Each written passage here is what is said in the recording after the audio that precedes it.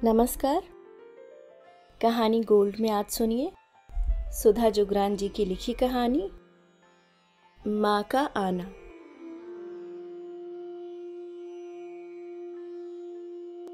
Corona की दूसरी लहर इतनी भयानक होगी किसी ने सोचा न था। पहली लहर के मंद पड़ने की खुशी को अभी ओढ़ बिछा भी न पाए थे कि दूसरी लहर ने दस्तक दे दी।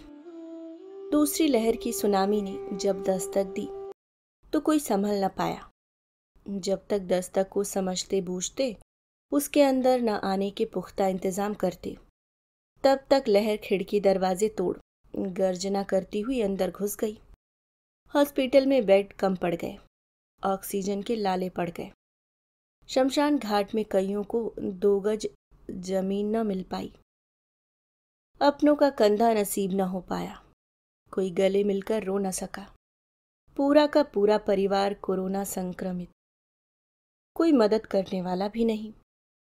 कहीं अपनों को पराया होते देखा तो कहीं कहीं परायों को अपना बनते भी देखा। कहीं मानवता शर्मसार हुई तो कहीं मानवता के रक्षक भी दिखे। कोरोना ने दूसरी बीमारियों का जैसे अस्तित्व ही मिटा दिया। लोग कोरोना से बचने के लिए किसी दूसरी बीमारी से पीड़ित होने पर भी डॉक्टर के पास नहीं जा रहे थे। बड़े बुजुर्गों के लिए यह किसी सजा से कम न था। बुजुर्गों के लिए उनकी उम्र ही सबसे बड़ी बीमारी है, जिसके साथ हर रोग जुड़ जाता है। लेकिन इच्छाएं आकांक्षाएं थोड़े ही न कम होती हैं।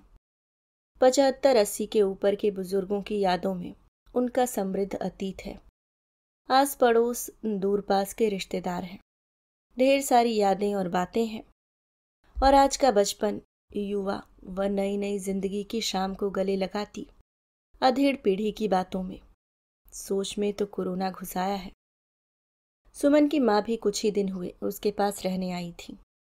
भाई की बड़ी मिन्नतें की थी उसने, थोड़े दिन के लिए छोड़ जा। कोरोना के डर से भाई छोड़ना नहीं चाहता था, लेकिन माँ व उसकी इच्छा समझकर छोड़ गया। आधे घंटे की दूरी पर ही तो था मायका। ध्यान रखना, माँ के लिए कोरोना होते हुए भी नहीं है। वे तो अभी भी राम राज्य में जी रही हैं। माँ को छोड़ने आया भाई मुस्कुराकर बोला था। तुम फिक्र मत करो भाई, मैं पूरा ध्यान रखूंगी, उसने विश्वास दिलाया। माँ उसके पास 10 दिन रही और कोरोना के कारण नहीं, बल्कि माँ के कारण उसकी सांस जब तब ऊपर नीचे होती रही। बाहर आंगन में बैठी माँ को वह समझाती। माँ यहीं बैठे रहना, गेट खोलकर बाहर मत निकलना। हाँ, मैं यहीं बैठी हूँ, तू अपना काम कर ले तब तक। माँ उसे भरोसा दिलाती, लेकिन जब वह थोड़ी देर बाद बाहर जाती तो माँ नजर न आती। गेट खुला मिलता। अरे, माँ कहाँ चली गई? वह घबराकर बाहर भागती तो माँ बहुत इत्मीनान से सब्जी वाले को आवाज देती हुई दिखती। सुमन का पारा चढ़ जाता। माँ जरूर अपने साथ सबको मुसीबत में डालेंगी। वह गुस्से में माँ का हाथ पकड़कर अंदर ले आती। माँ, तुमसे मना किया था ना, और मास्क भी उतार दिया। वह किसी तरह गुस्से पर काबू रखती। तू ही तो कह रही थी सब्जी खत्म हो रही है, इसलिए बुला रही थी, माँ पूरी ईमानदारी और भोलेपन से कहती। सब्जी मैं अपने आप ले लूंगी, तुम इस तरह से बिना मास्क के बाहर मत जाया करो। ठीक है, माँ कुछ कुछ बुरा मानकर कहती। सुमन सब्जी फल कुछ भी गेट से खरीदती, पूरी सावधानी बरतती। सब्जी वाले से सब्जी और फल एक जगह पर रखवा देती। वह टोकरियां लेने अंदर जाती, तब तक माँ सब्जी की थैलियां उठाकर अंदर जाने को तत्पर दिखती। बाहर आकर ऐसा नजारा देखकर उसका सिर घूम जाता। माँ, तुम ये क्या कर रही हो? तू कितना काम करेगी, मैं अंदर रख देती हूँ, माँ ममता से कहती, पर उसे ममता के बजाय कोरोना दिखता। माँ, तुमसे कितनी बार एक ही बात कह रही हूँ कि किसी बाहर से आए सामान को मत छुओ। वह सैनिटाइजर माँ के हाथों पर स्प्रे करती हुई कहती। अब अंदर जाकर हाथ साबुन से धो लो। वह माँ को फिर सामने बिठाकर आराम से नम्र शब्दों में समझाती। माँ, तुम्हें पता है ना कि कोरोना संक्रमण कितना विकराल हो गया है। तुम उम्र देखो अपनी, जरा भी कुछ हो गया तो बच नहीं पाओगी। ऊपर से तुम्हारे कमरे में कोई आएगा भी नहीं। ज्यादा हो गया तो अस्पताल में भर्ती होना पड़ेगा।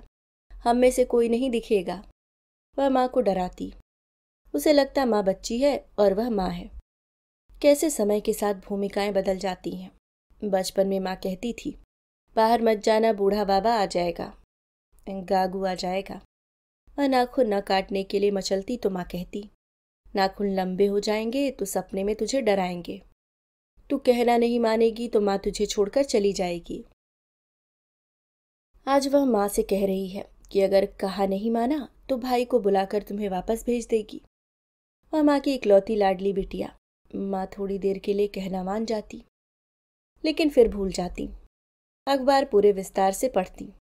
फिर उसे व उसके पति को हिफाजत से रहने की हिदायत देती रहती। उन दोनों की चिंता करती, भाई भाभी की चिंता करती, लेकिन ये सब पहाड़े खुद के लिए भूल जाती। रात को चपाती बनाते वह सोच रही थी, तभी माँ किचन में आ गई। मैं आज खाना नहीं खाऊंगी। अरे पर क्यों? उसे लगा माँ का उसकी नाराजगी पर आया गुस्सा अभी तक नहीं उतरा। मुझे भूख नहीं है, पेट भी ठीक से साफ नहीं हो रहा घर में बैठ बैठ कर। उफ, वह फिर मन ही मन भन्नाई। माँ ड्राइवे में टहल लिया करो, गेट से बाहर जाना क्या जरूरी है? लेकिन माँ उसकी बात अनसुनी कर छोटी बच्ची की तरह लॉबी में जाकर टीवी देखने लगी। सुमन ने झांक कर देखा। चलो टीवी देखते देखते भूल जाएंगी। लेकिन माँ फिर किचन में आ गई। रमेश पता नहीं कौन कौन से चैनल देखता रहता है, कुछ भी ढंग का नहीं आ रहा। मैं तो घर में अपनी पसंद के सीरियल देख लेती थी अपने कमरे में लेटे लेटे। उसे समझ नहीं आया क्या जवाब दे। उसे लगता माँ को अपना कमरा भी चाहिए और सुमन भी। वहां अपने कमरे में वे अपनी अलमारी में उठापटक करती रहती। इस उठापटकी में कुछ इधर उधर हो जाता, फिर उसे ढूंढती रहती और कोई दूसरी चीज इधर उधर कर देती। उनका टाइम इसी उधेड़बुन में पास होता रहता। कोरोना की सुनामी आने के पहले वाले जन्मदिन पर वह माँ के लिए सूट लेकर गई। अच्छी तरह से कुर्ता सलवार व दुपट्टा तीनों दिखाए। समझाया भी कि इधर उधर मत रख देना, फिर कहोगी मैंने दिया नहीं था। लेकिन अगली बार जब गई तो माँ की शिकायत हाजिर थी। तू सिर्फ सूट लाई थी, उसके साथ का दुपट्टा तो लाई ही नहीं। माँ की शिकायत पर उसका सिर फिर घूम गया। अब या तो घर में दुपट्टा ढूंढना पड़ेगा या फिर मार्केट से नया लाना पड़ेगा। माँ मैंने अच्छी तरह तुम्हें दिखाए थे ना तीनों पीस, पता नहीं तुमने कहाँ रख दिया। उसने झुंझलाते बड़बड़ाते माँ का दुपट्टा पूरी अलमारी में ढूंढा पर नहीं मिला। मिलता तो तब जब घर में होता। वह हताश होकर चुप बैठ गई।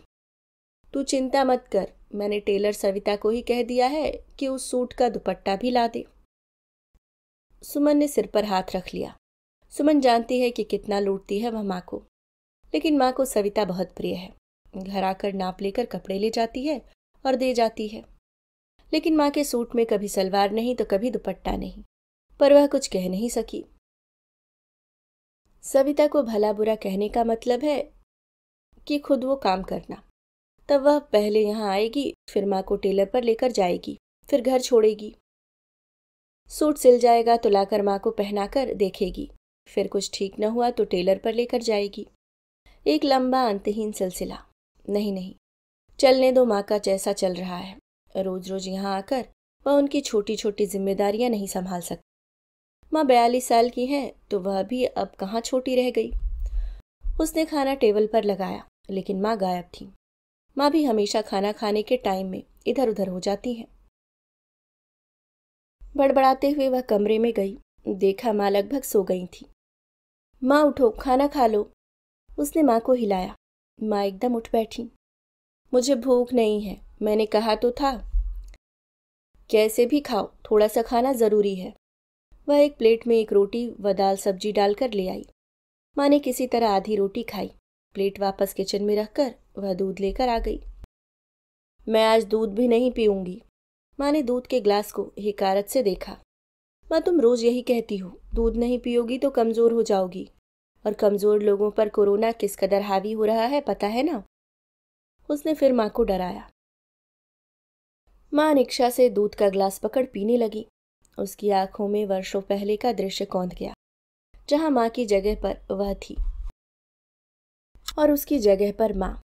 इस उम्र में माँ बच्चों की तरह ही उसका ध्यान अपनी तरफ खींचना चाहती हैं हर वक्त, और उस वक्त वह काम में व्यस्त माँ का ध्यान अपनी तरफ खींचने की कोशिश में रहती थी।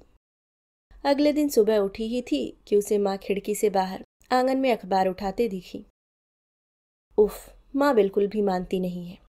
वह तेजी से बाहर गई, माँ के हाथ से अखबार छीन हाथ धोने का निर्देश देती हुई बोली, माँ तुम्हें मालूम है ना, मैं पहले अखबार सैनिटाइज करती हूँ। तुमने क्यों अखबार उठा लिया? पता नहीं किस माध्यम से कोरोना हमारी बॉडी में घुस जाए। माँ अचानक हुए इस प्रसंग पर हतप्रभ सी उसे देखती रही। फिर, पता नहीं कैसा है ये कोरोना, मुआ मरता भी नहीं है। बुदबुदाती हुई माँ अंदर चली गई। माँ की बात पर उसकी हंसी छूटने को हुई। इस कोरोना की भी कोई माँ होती तो कैसी होती। अखबार सैनिटाइज कर जब उसने खोला तो दिल घबरा सा गया। मृतकों की बढ़ती संख्या, ऑक्सीजन को तरसते लोग एक एक सांस को खरीद रहे थे। पर आज इस छोटे से राज्य उत्तराखंड में भी संक्रमितों की संख्या 8,000 पार कर गई थी।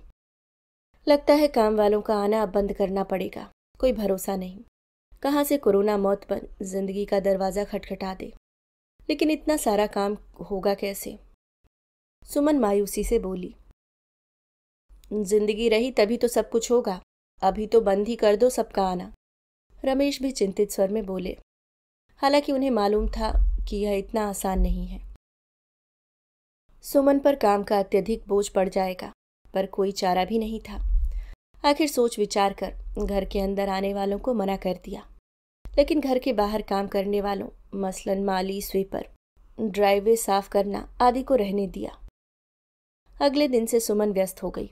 माँ की काम वालियों से क्योंकि गहरी छनती थी, बर्तन पोछा करने वाली पुष्पा से तो उन्होंने कई जन्मों का नाता जोड़ रखा था। वह भी माँ न दिखे तो पूछे बिना न रहती थी। नानी चली गई क्या? बताया भी नहीं, हम मिल लेते। हाँ, 7 समंदर पार गई है ना जैसे। उसे मन ही मन हंसी आती। उसे पता था माँ जाते वक्त हमेशा पुष्पा के हाथ में कुछ रुपए रख देती थी।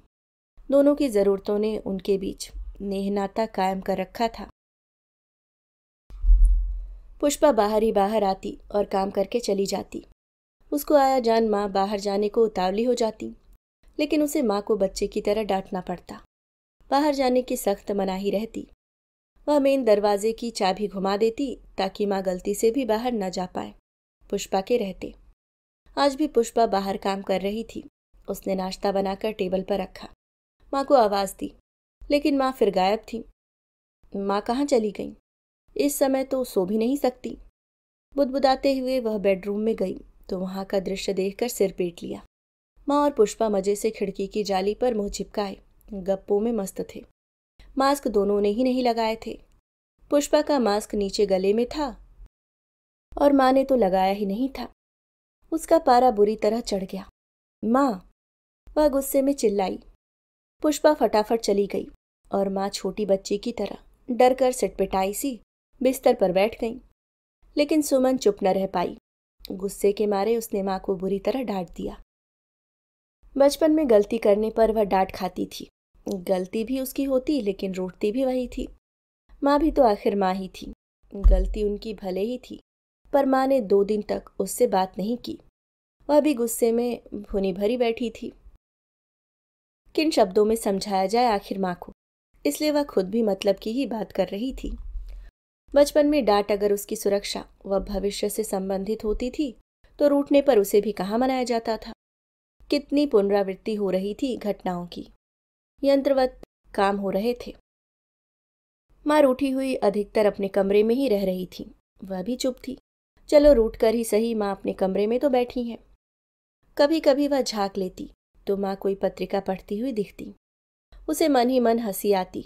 बचपन में डांट पड़ने पर वह भी अपने कमरे में बैठी पढ़ने का नाटक किया करती थी। उसे माँ पर ममता व दया एक साथ आ रही थी। कोरोना है, भयावह है, माँ को सब कुछ पता है, लेकिन समझकर भी नासमझी से काम लेना उनकी उम्र की गलती है शायद। वह पति से ऐसा ही कुछ वार्तालाप कर रही थी, एक बार समझाकर, जैसे वह भी तो बचपन में बात नहीं मानती थी। माँ भी ऐसे ही बार बार भूल जाती हैं। तभी माँ प्रसन्नचित्त सा चेहरा लिए कमरे से बाहर आते दिखी। उसे लगा माँ का मूड सही हो गया। आज लंच में क्या खाओगी माँ? उसने दुलार से पूछा। मुझे भूख नहीं है, नारियल पानी पीऊंगी। माँ बाहर के दरवाजे की तरफ जाती हुई दिखी। नारियल पानी? पर कहाँ से? वह चौंक कर बोली। बाहर आवाज आ रही है नारियल पानी वाले की, लेकर आती हूँ। माँ दरवाजा खोलकर बाहर निकल गई। उफ! माँ! वह तेजी से उठी और दौड़कर माँ का हाथ पकड़कर अंदर लाती हुई बोली। माँ, लोगों को जान के लाले पड़े हैं, तुम्हें नारियल पानी की पड़ी है। उससे गुस्से के मारे और कुछ न बोला गया।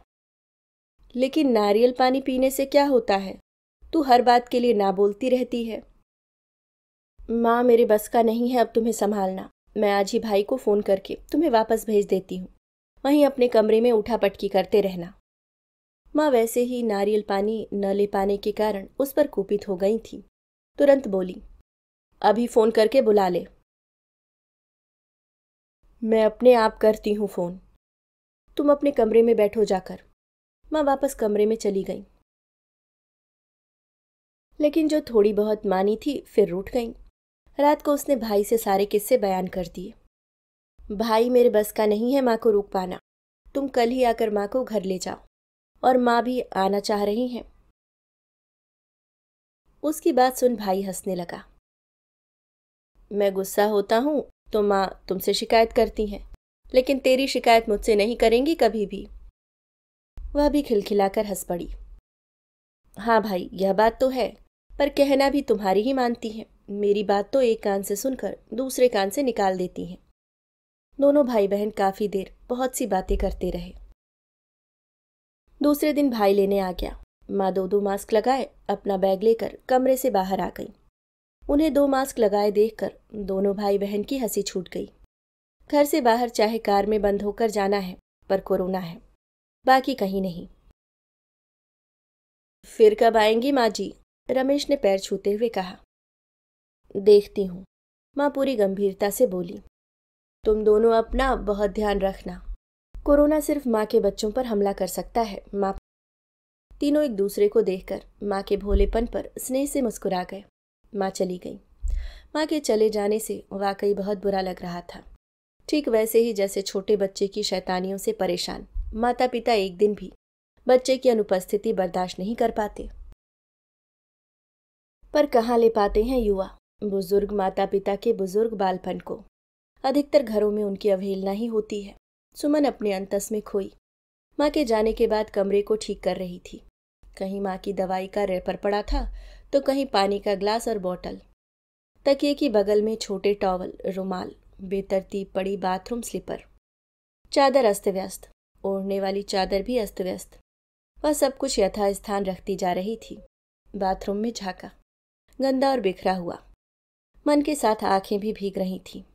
शादी के बाद वह भी जब मायके आती तो उसके चले जाने के बाद माँ भी ऐसे ही उसका कमरा सहेजती थी, उसका बाथरूम साफ करती थी। तब माँ उसे ससुराल व सास के साथ समझौता करने की शिक्षा देती थी। अब वह माँ को भाभी के साथ समझौता करने को कहती है। तब उसके साथ कुछ गलत लगते हुए भी माँ हमेशा उसे ही गलत बोलती थी, ताकि कोई बात बढ़ने न पाए और उसकी जिंदगी में कोई भूचाल न आए। अब माँ की गलती न होते हुए भी वह माँ को ही गलत बोलती है, ताकि माँ का बुढ़ापा आराम से कट सके। कैसे भूमिकाएं बदल जाती हैं, स्वरूप बदल जाता है, लेकिन प्रेम के तंतु अपनी तासीर और विरासत नहीं छोड़ते। सब कुछ संभालते रखते वह अपने अंतस की यात्रा कर रही थी। बच्चों की गलतियां करना बचपना और सहेजना माता पिता का कर्तव्य, लेकिन माता पिता का गलतियां करना, उनकी गलती और सहेजना बच्चों का बड़प्पन। किसने डिसाइड किया यह फॉर्मूला? वह भी माँ की छोटी छोटी गलतियों पर हाइपर हो जाती है। पेशेंस रखकर आराम से भी तो समझा सकती है। भाई भी तो जब जोर से बोलता है तो माँ उससे शिकायत करती है। अब वह बिल्कुल भी गुस्सा नहीं करेगी, आराम से समझाएगी। अभी माँ सिर्फ यहाँ से अपने घर ही गई हैं, फिर आ जाएंगी। तब भी कितना बुरा लग रहा है। माँ कभी दुनिया से चली गई तो क्या माफ कर पाएगी वह खुद को? सुमन के विचार, भावनाएं, संवेदनाएं, सोच सब एक दूसरे से उलझकर गड़मड़ हुए जा रहे थे। तभी उसका मोबाइल बज गया। माँ का फोन था। मैं घर पहुंच गई। माँ की आवाज में अपने कमरे में जाने की खुशी छलक रही थी। पर मेरा टॉर्च वहीं छूट गया। उसने देखा, माँ का टॉर्च माँ के सिराहने पड़ा था। बाथरूम में इन्वर्टर की लाइट भी ऑन रहती है, पर माँ की पुरानी आदत है रात में लाइट जाने का डर। जैसे उसकी पीढ़ी के अधिकतर लोगों को अक्सर हर जरूरी दस्तावेज फाइलों में संभालने की आदत होती है। हार्ड डिस्क की आदत रखने वाली पीढ़ी के लिए यह अजूबा ही रहेगा। माँ को गए कुछ दिन हो गए थे। सुमन अपने रूटीन में व्यस्त हो गई। मई का महीना चुकने को था। गर्मी में किचन में लस्त पस्त सुमन खाना बनाने की तैयारी में उलझी थी कि मोबाइल बज उठा। माँ थी। हेलो सुमन बेटा, माँ घायल और उदास आवाज में बोली। क्या हुआ माँ? माँ की आवाज सुन वह हड़बड़ा गई। ये नवीन तो हर बात के लिए ना करता है, गुस्सा करता रहता है हर वक्त। मैंने तो कह दिया मुझे सुमन के पास छोड़ दे, मैं अब यहाँ नहीं रहूंगी। सुनते ही उसे ताव आ गया। उबलने को हुई तो फिर गई ही क्यों थी? दूसरा तुम्हें इधर उधर करने को फालतू बैठा है क्या? लेकिन दूसरे ही पल अपने उबाल को अंदर ही दबा उसने शांति से कहा, ठीक है माँ, भाई को टाइम ना हो तो बता देना, मैं लेने आ जाऊंगी। माँ सुनकर फिर पुलकित हो गई, लेकिन उसे पता था कुछ दिन बाद माँ ऐसे ही गुस्से में वापस जाने की बात करेंगी। उसके उबाल के ऊपर फिर झाग बनना शुरू हो गया था। अभी आप सुन रहे थे वरिष्ठ लेखिका सुधा जुगरान जी की लिखी कहानी माँ का आना।